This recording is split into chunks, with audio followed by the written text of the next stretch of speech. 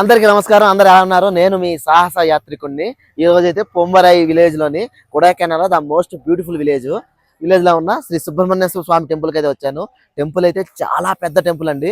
And villages కూడా మన పక్క విలేజెస్ అయితే ఇల్లులు ఎట్లా ఉంటాయి మన పల్లెలు అంటే పూరి ఇల్లులు కానీ లేదంటే మట్టి రోడ్లు కానీ అట్లా ఉంటుంది కదా. ఇక్కడ చూస్తే అసలు లేదు.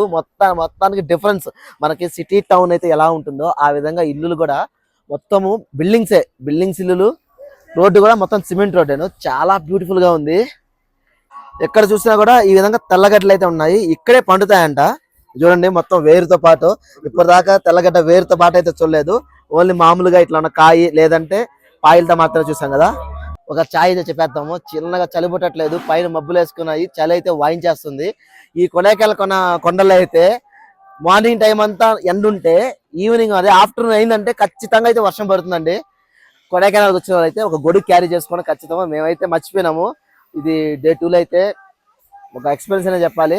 నిన్న గమనించాము మధ్యాహ్నం దాకా బాగా ఎండ ఉంది. మధ్యాహ్నం పైన ఫుల్ వర్షము. ఈ రోజు కూడా సేమ్ అలాగే ఉంది. ఇక్కడ లోకల్ వాళ్ళని అడిగితే రోజు ఇంతేనంట వీళ్ళకి. మధ్యాహ్నం దాకా బాగా ఎండ ఉందంటే మధ్యాహ్నం పైన ఖచ్చితంగా ఒక్కసారైనా కూడా వర్షం పడుతుందంట.